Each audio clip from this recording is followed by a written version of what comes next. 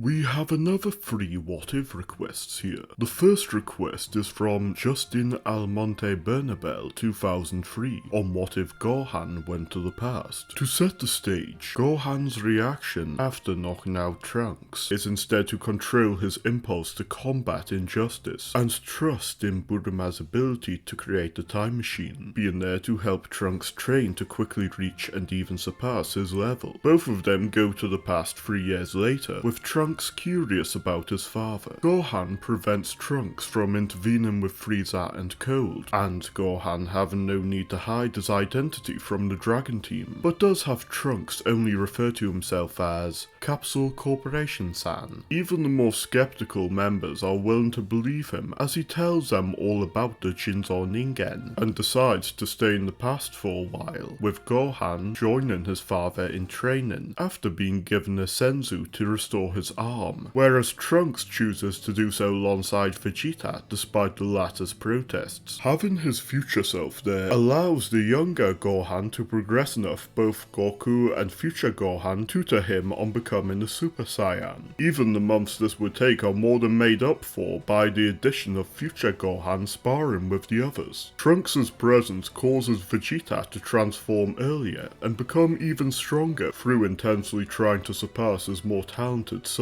After 3 years, future Gohan makes sure his father brings the medicine to the battle and is shocked when seeing 19 and 20, whispering to his father these aren't the pair from his timeline, and to not destroy both. Goku then takes the medicine when feeling strained and quickly destroys 19 before the group chase down 20, eventually slowing down enough and chasing them via foot to convince him he's evaded them. Once he opens the lab door, everyone charges in, destroy 20, and future Gohan confirms 17 and 18 are the ones he's looking for. Trunks cutting the power cords for their and 16's containers to stop them. 20 was so utterly destroyed by the attack his remote was too, so Gohan and Trunks search the laboratory for a way to counter 17 and 18, while Vegeta challenges Goku. The heart disease still being in his system causes Goku to lose though, with Vegeta waiting for his full recovery so they can have a true rematch. When Cell attacks Gingertown, Piccolo decides it's best to merge with Kami due to the unpredictability of what timeline differences have occurred already, but the battle with Cell is intense enough for him to remove his weights after Cell's exposition, due to this Cell having drained both Gohan and Trunks in his timeline, who had also trained in the past. Learning of their fates, future Gohan and Trunks decide they must become far stronger as to not let their guard down, with Goku telling them of the Room of Spirit and Time, and Trunks going in with Vegeta, while future Gohan goes with Piccolo to hunt down Cell. Cell targets them when believing they can steal the time machine from Gohan, but Trunks is the one with the capsule. Cell's motivation has him quickly slay both Gohan and Piccolo before Goku can get there. When Vegeta confronts Cell, no way of having Cell become more challenging has Vegeta destroy Cell, and wait for Goku to get ready for their rematch, only to be utterly overpowered by Goku's far more efficient Shugyo. Dende is then brought to Earth, future Gohan and Piccolo are revived, and after some time spent for Gohan and Trunks to go into the room to master the Super Saiyan form, they return to save their world. Events until arriving at Babdi's spaceship are relatively the same, beyond Goku having tutored Videl well enough for her to beat Spopovich, having still sensed there being something beyond Super Saiyan and achieving the next level. Either Goku or Vegeta deal with Dabura before fighting a dead even battle that either ends in a draw or Goku just inching out a victory. Goten and Trunks sweep through the remaining competition as Mighty Mask and overthrow Mr. Satan's champion status. For future Budokai, Videl participates in order to keep her family's finances stable, even if glad to see her father be humbled. As for the future timeline, Gohan and Trunks sparring with each other accelerates the pace of the Zetor Sword training, and has them both go through the ritual before going to stop Babidi. Beyond Beerus requesting the Super Saiyan God more politely, the events of Super go relatively the same until the Future Trunks arc, with future Gohan giving his life to assure Trunks' escape from Black, before Trunks utilizes enough of his potential to surpass and defeat Black, and then seal Zamasu away once learning of the Mafubat from a trip to the past. For the turn tournament of power though, Universe 7's team is far weaker without 17 and 18, as well as a less prepared Gohan, causing enough effort to be spent taking down Kefla for Jiren to gain a decisive victory, as he wishes for Gichin to be revived. GT's outcome is even bleaker for the Dragon team, as, without the trip to space or Goku being far stronger than the rest by enough to not fall prey to Baby's strategy, the Grand Superization plan goes perfectly for Baby, before the overuse of the Dragon Balls spells doom for the universe. It's in this scenario that we see the importance of Future Gohan's tragic role in being a sacrifice for Trunks' success. Though initially providing some quicker payoffs, the long-term issues of some steps being skipped would not be to the benefit of the universe. The next one comes from Stephen Quinn on What If Piccolo Never Turned Good. Here, Piccolo still waits 5 years trying to perfect the Makanko Sapor, but rather than feel an existential conflict on his purpose, his mind is solely focused on getting revenge. He still goes ahead with teaming up with Goku against Raditz and training Gohan, but his focus on his path prevents Gohan's kindness from affecting him. With his demonic nature having never disappeared though, Goku's soul is forced to wander the world rather than go to the other world, and has to be wished back to life immediately. He goes to get Gohan back from Piccolo soon after, and their fight is intense until Gohan's rage at his father's injuries has him attack Piccolo and quickly end it with Goku deciding to train Gohan to hone this power. He remembers back to his Shugyo under Popo and failed attempt at using the Room of Spirit and Time, with him requesting Professor Brief reverse engineer the attack ball he was sent to Earth in and install a gravity chamber where he spars with Gohan. With the Senzu harvest having not been as great as after the Saiyan arc, he doesn't progress as far as he would when going to Namek, but still manages to master 20 times gravity by the end, and be a fair bit stronger than normally by the time Nappa and Vegeta arrive, with Gohan reaching a battle power of about 3000. Goku quickly knocks out Nappa before facing Vegeta, and the fight having become 6v1 causes Vegeta to be pressured enough to use the Gyarukoho, with even the combined power of the Dragon team not being able to counter it, as he wipes them out and deals just enough damage to Earth to not destroy it before leaving for Namek. In the other world, Kami lets Vegeta's victims keep their bodies, as he has Enma allow him to contact Kaio, and have him inform the people of Namek to gather the Dragon Balls in order to revive those Vegeta slew,